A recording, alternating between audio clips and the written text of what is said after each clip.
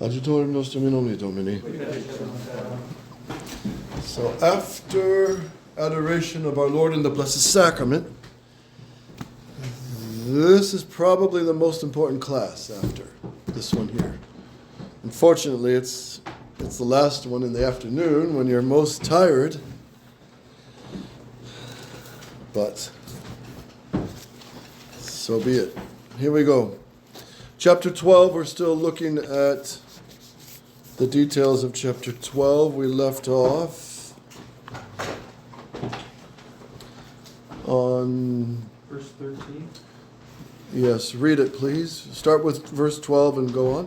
Father, yeah. May I stay standing so I don't... Of course, yeah.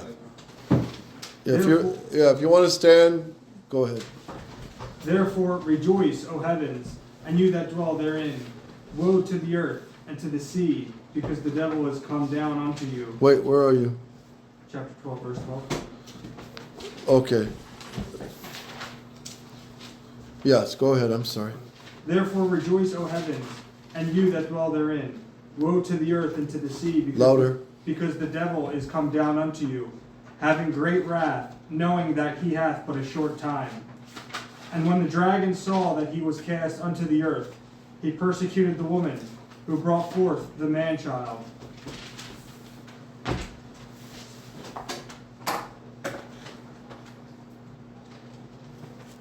Okay, so we left off there.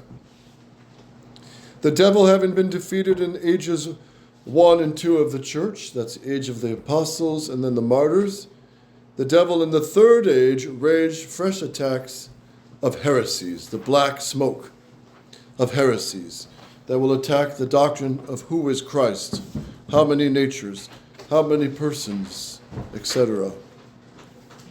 So the devil attacks with heresies. Verse 14, Tony, go on. And there were given to the woman 2 wings of a great eagle, that she might fly into the desert unto her place, where she is nourished for a time and times, and half a time, from the face of the serpent. Okay, well, these are mysterious words, but here's the commentary. 2 wings. What are the 2 wings given to the woman? They are wisdom and patience. The wisdom to unravel heresies, such as how do you unravel modernism, which was a truly ingenious heresy, because it goes deep into philosophy. So who will actually expose the true face of modernism? In what encyclical? Yes. What year? 1907, yes. This was a champion document, and we will study it, and it's not an easy one. It's steak and potatoes, as Bishop Williamson used to say. It's steak and potatoes. So the first wing is wisdom to unravel heresies. Second wing given to the woman is patience. Patience to endure persecution by fleeing to the desert. And she would be nourished for a time. She is nourished for a time and times. That is 1 year, persecution of 3.5 years. Time here means 1 year. For a time and times and half a time, that's 3.5 years.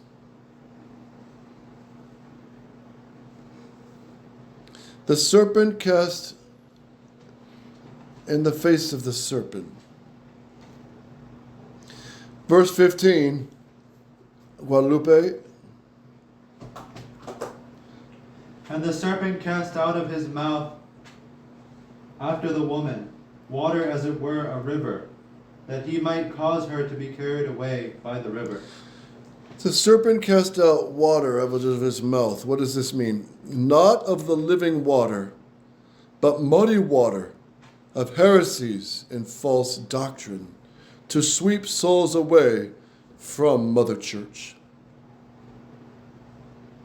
So not out of the serpent's mouth, not living water as from Christ, but muddy water of heresy and false doctrines, to sweep souls away from Mother Church. So remember that flood that hit Texas recently and swept out whole camps, children's camps. And the water was just ravaging, coming like over 80 miles an hour, full of debris. So once you get caught in that, you just can't get out because it's full of mud, sticks, trees, cars, planks, pieces of houses. So that's the devil throwing anything to sweep souls away by false doctrine and heresy. Religious liberty makes us lose the crucial importance of doctrine. Religious liberty makes us lose the crucial importance of doctrine. Doctrine's not so important in the world of religious liberty. Religious liberty is a doctrine. That doctrine doesn't matter. And here's Bishop Williamson in his great days. Religious liberty is, in fact, it is a doctrine that doctrines don't matter. Isn't it? As long as man is sincere, they say, so this is like mud sweeping souls away. Religious liberty includes all other errors. That's the heresy of the modern world, ecumenism and religious liberty. Crowned at Vatican II. In what document? Anybody? Dignitatis Humanae on religious liberty, which was composed by a priest who was fired under Pius XII. Yes, Father. John Curry. Courtney Courtney. Murray. John Courtney Murray.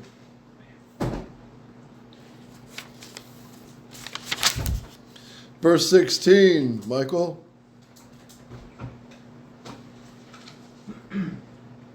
The earth helped the woman, and the earth opened her mouth, and swallowed up the river, which the dragon cast out of his mouth. So the earth is helping the woman. So what is this? It's mysterious words, aren't they? The earth helped and swallowed the mudslide. The earth, according to this commentary, is the secular princes following Constantine helped the church. For example, he was the one to convince the Pope to hold the Council of Nicaea, the great Emperor Constantine, who they say had a neck about a foot wide.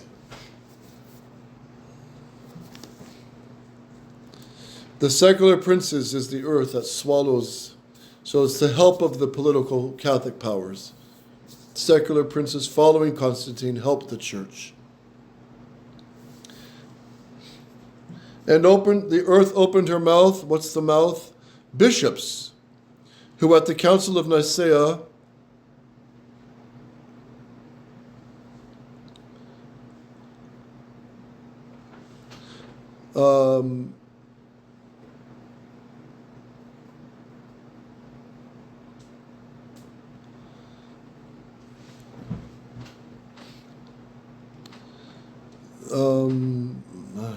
I can't make out this word that I wrote. But anyway, bishops at the Council of Nicaea that condemned the heresies, squelched it. So the mouth is the Catholic bishops doing their duty, teaching and condemning heresy. At the Council of Nicaea, which was what year, anybody? 357. No. Was that close one? That might have been Nicaea Council 2. But Nicaea 1, 325. The year 325, Council of Nicaea. What was the main triumph of Nicaea? Condemned what? Arianism. And clarified what point? That the Son is one with the Father. Coming out with the word? Consubstantiam Patri. Yes. Con with substantia, substance. The Son is the same substance as the Father. Very clear in Latin, very clear in Greek as well. Homo ousion.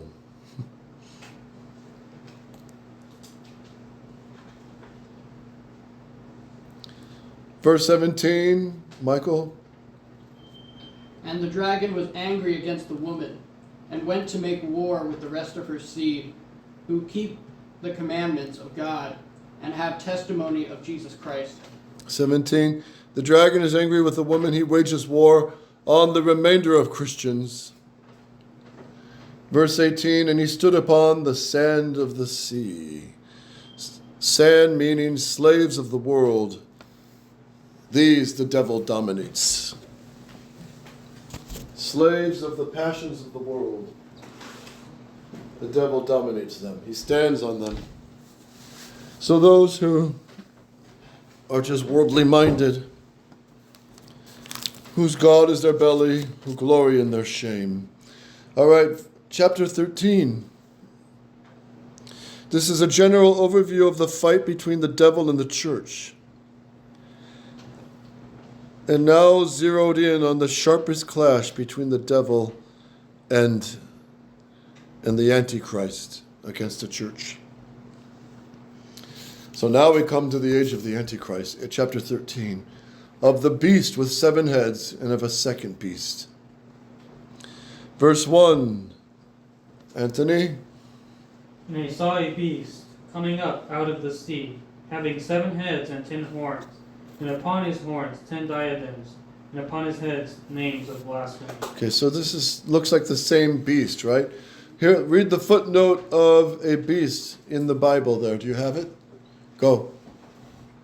This first beast with 7 heads and 10 horns is probably the whole company of infidels, enemies, and persecutors of the people of God from the beginning to the end of the world. The 7 heads are 7 kings, that is, 7 principal kingdoms or empires, which have exercised or shall exercise tyrannical power over the people of God.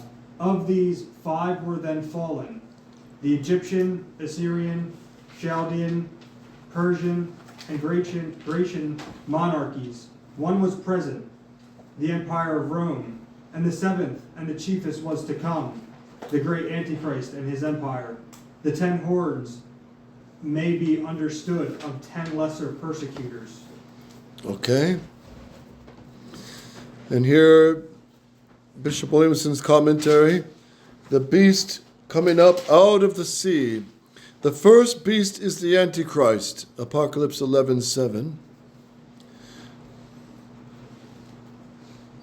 His cruelty, emerging from the depths of human perversity, having 7 heads and 10 horns. Emerging from the depths of human perversity. 7 heads, what does that mean? 7 heads are the precursors of the Antichrist, cruel enemies of God's people, like Pharaoh, Jezebel, Nebuchadnezzar, Ammon in the book of... When does Ammon show up? That's with, who was it again? The Queen Esther. The Maccabees, Herod. Maccabees had to stand up against Antiochus Epiphanes. Herod and Nero. So these are 7 heads are precursors of the Antichrist who are cruel enemies of God's people. Such as Pharaoh, Jezebel, Nebuchadnezzar, Ammon, the Maccabees rising up against the persecution under Antiochus Epiphanes, King Herod, and Nero. They are important worldly leaders who are caught in the 7 capital sins and serve the Antichrist. So a lot of political leaders, they get them all trapped up into many sins, and they blackmail them. So now, as you know, it's quite common knowledge now. They get a lot of high up politicians, movie stars, etc. They videotaped them doing perverse things on the Epstein Island, and then they got him in their grip. So if you step out of line, we're going to expose this film of you. So that's called what? Blackmail. Blackmail, yeah. So, principle, avoid every occasion of sin. Don't step into those traps. Stay close to the Mother of God. Pray for purity of heart. Because, yes, the devil can try to trap anybody. What are the 10 horns? 7 heads and 10 horns. The 10 horns is the massive army of the Antichrist. The great mass of wicked men. 10 horns, the army of the Antichrist, the great mass of wicked men. So there is always going to be wicked men who just war against Christ and his church.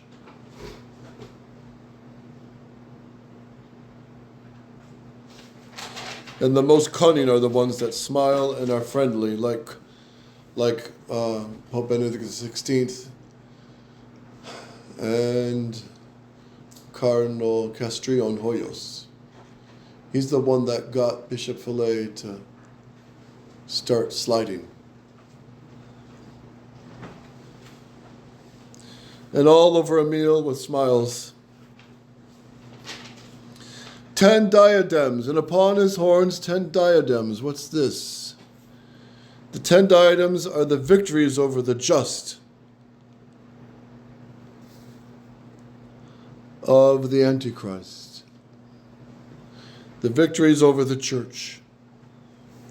So the more he can bring down the church, that's a diadem in his horns. So Vatican II is one of those big diadems in the devil's horns. Vatican II, which has brought down so many, and still is. The new Mass is is another diadem. Modernism. And then, and upon his heads, names of blasphemy. Blasphemy, leaders who flaunt their revolt against God. Leaders flaunting their revolt against God. Anybody give an example? King Henry VIII. Yes. Yep. Killing many priests, monks, bishops. What bishop did he kill? John Fisher. Yes. Flaunting his revolt against God. Or Napoleon crowning himself. Yeah, good point. Yes. And Bunini, writing his autobiography. In his autobiography, he writes like he's like a hero who finally broke through the old dusty chains of medievalism and Tridentine Massism and the Council of Trent and freed the church from such shackles. He writes like a hero, that they were real heroes. But look at the damage they've done. Verse 2, Andres. Verse 2, Andres. Chapter 13. And the beast which I saw was like to a leopard, and his feet were as the feet of a bear, and his mouth as the mouth of a lion.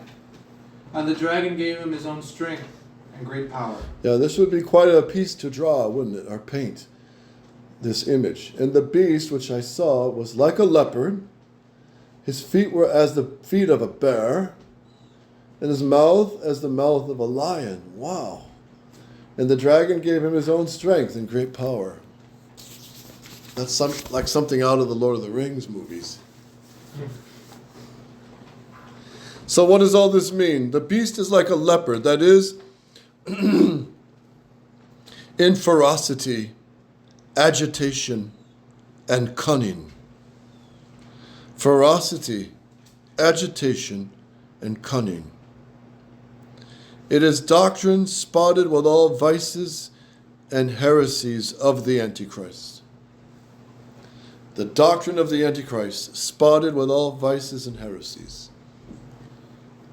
So, religious liberty, ecumenism, new mass, collegiality, freedom of conscience, spotted, but vicious, ferocious, agitated, and cunning. Doctrine of the Antichrist, spotted with all vices and heresies.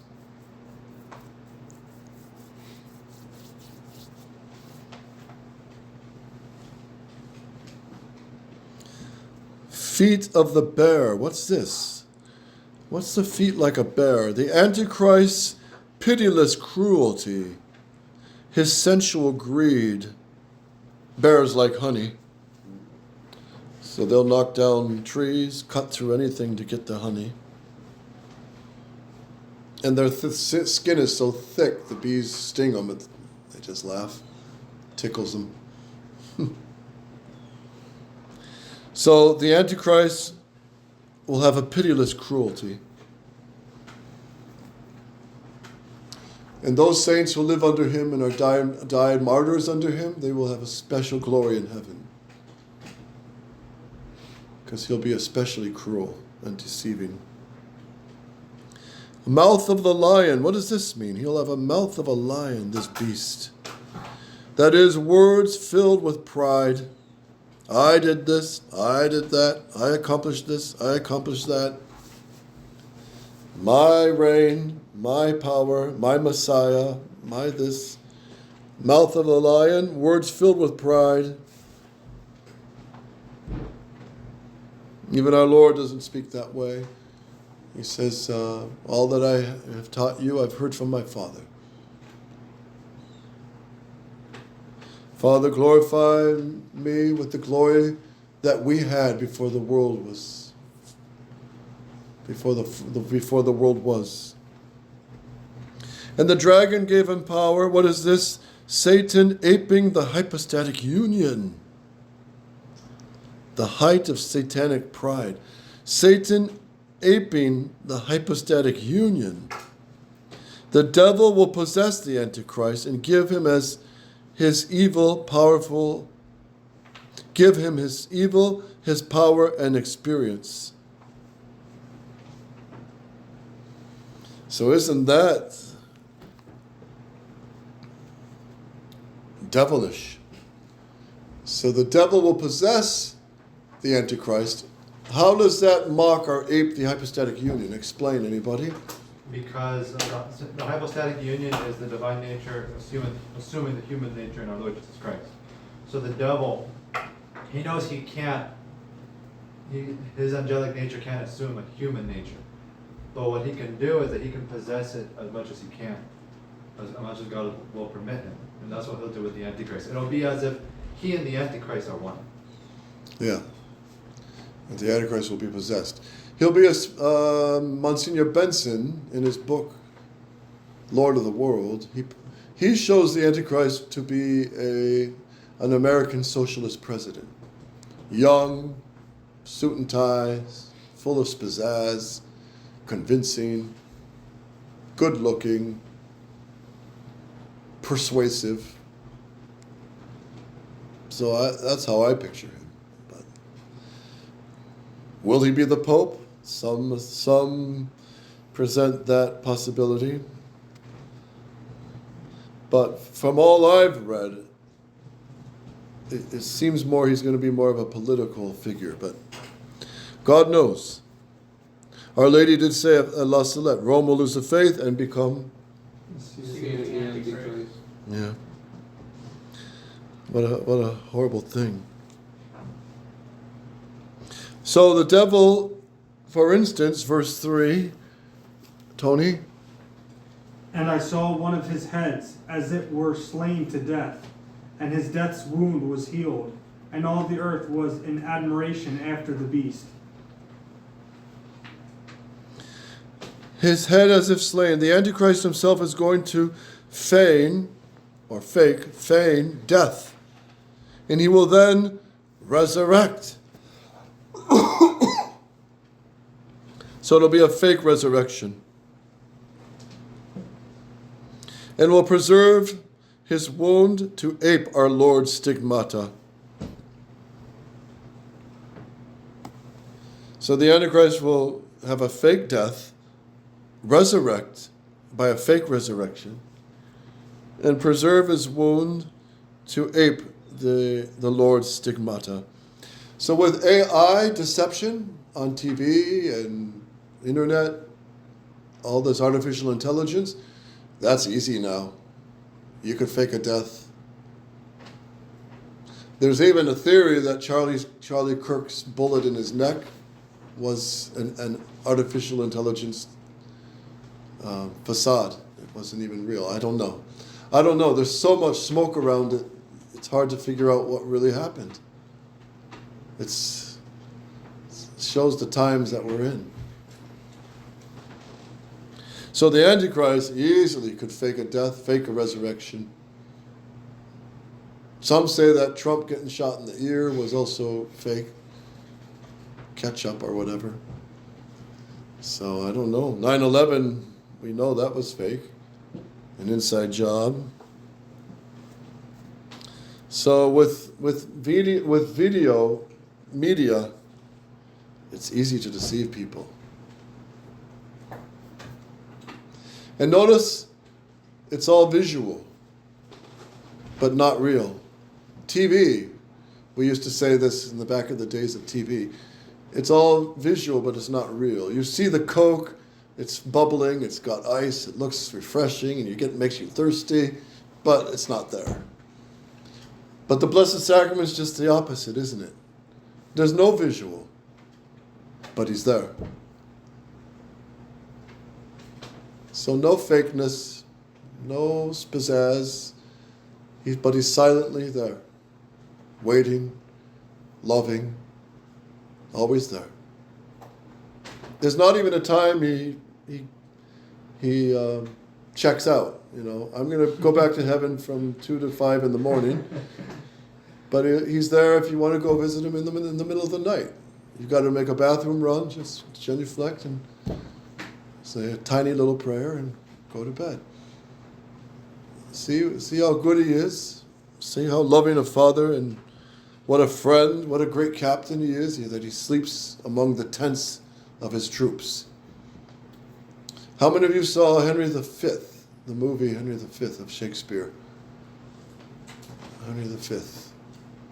All you who die today on the fields of Agincourt,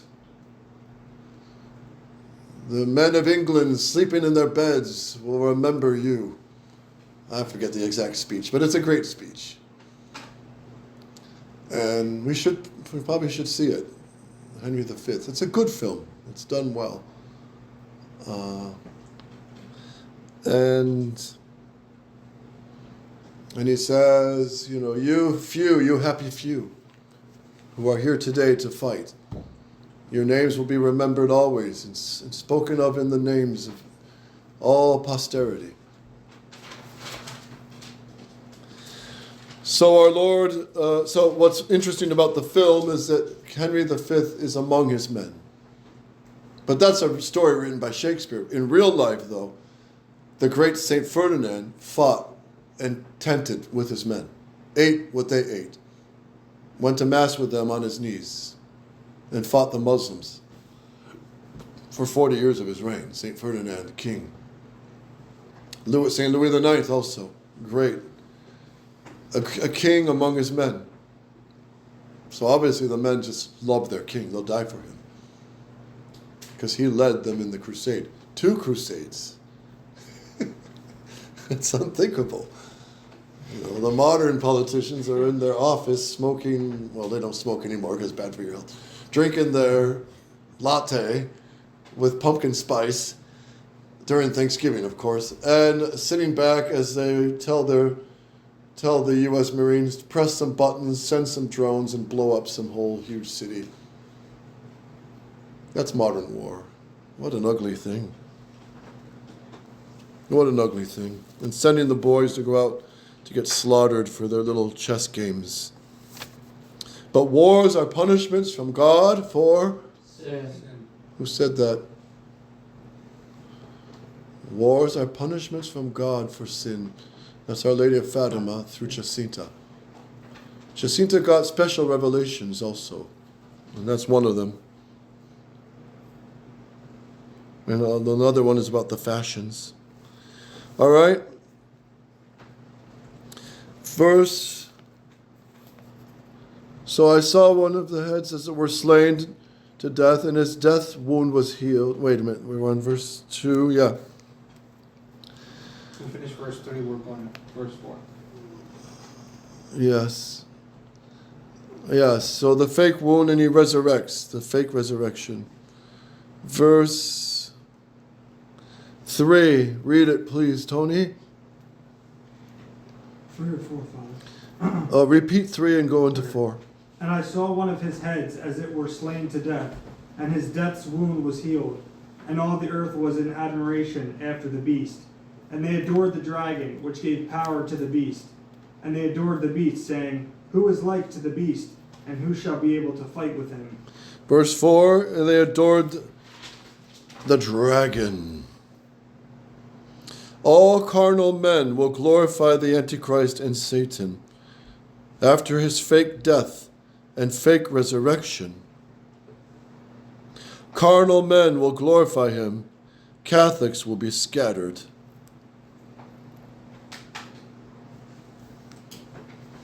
So for Catholics at this time, it's going to be a glorious but very difficult time.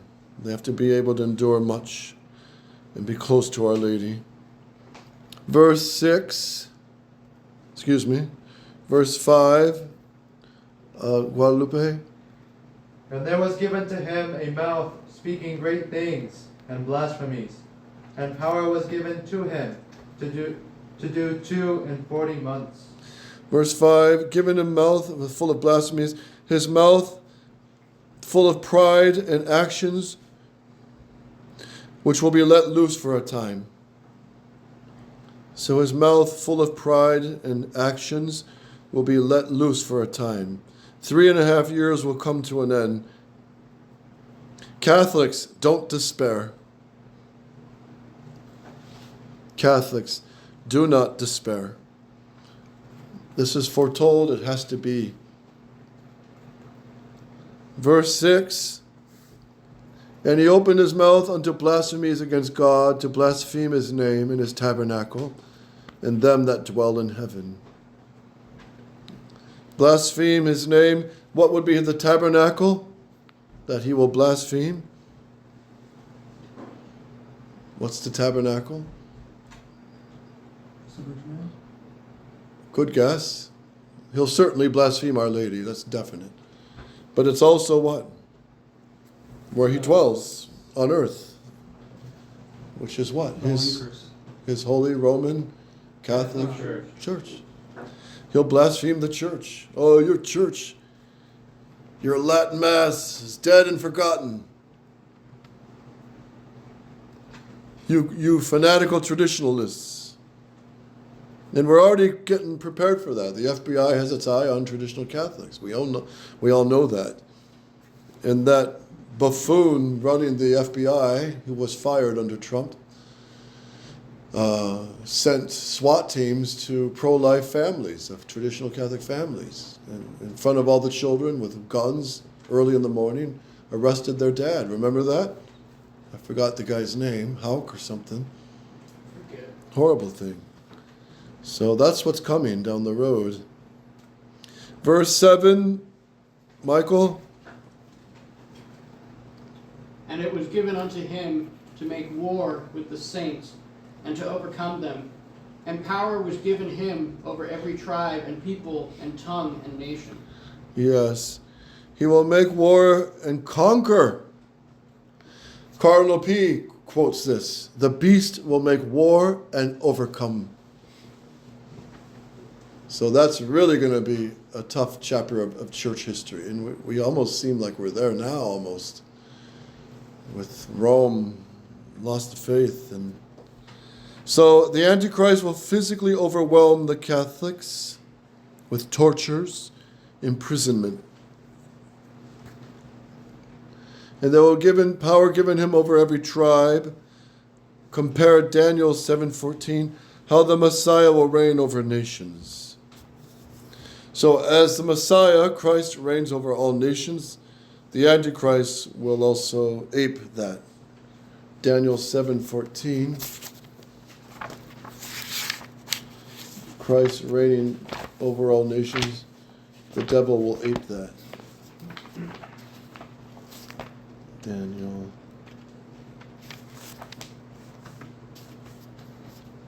Where is it?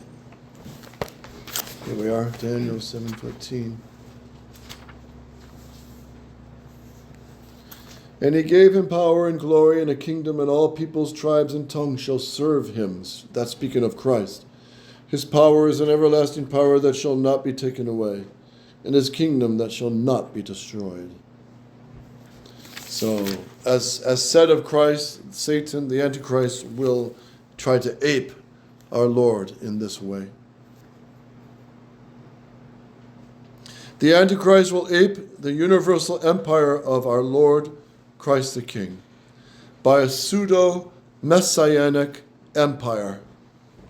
A pseudo-messianic empire, which will be the triumph of the Jewish nation, according to Father Dennis Fahey. The triumph of the Jewish nation. This will be their Messiah, and they will have world dominion, world power, own the banks, own the media, own all the internet apps and sites. They'll shut down all conservative voices, all Catholic voices, traditional voices. It'll be a huge age of deception and a special grace to persevere in these days. Thank God it's only 3.5 years. Verse 8, Michael. And all that dwell upon the earth adored him, whose names are not written in the book of life of the Lamb, which was slain from the beginning of the world. Verse 8, the names that were not written. All worldly men, having not profited by the graces of the Lamb, capital L, Christ, will be at the service of the Antichrist. All worldly men, having not profited by the graces of the Lamb, will be at the service of the Antichrist, because ever since the beginning of the world, with Adam and Eve, men are saved by the grace of Jesus Christ only. Capital letters, only. So those who don't have Christ walk in darkness, and they'll just trip into the fake deception of the Antichrist. Verse 9, if any man have an ear, let him hear.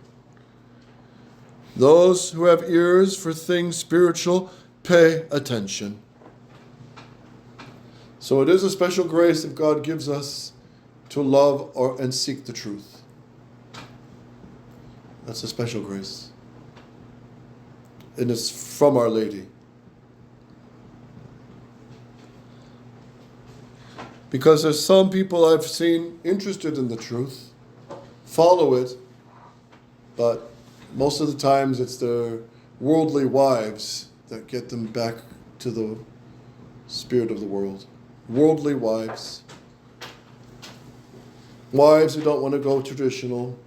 They're so feminist they don't want to go to Mass with a veil. All this talk of having children, all this talk of obedience to your husband, they don't want to hear it.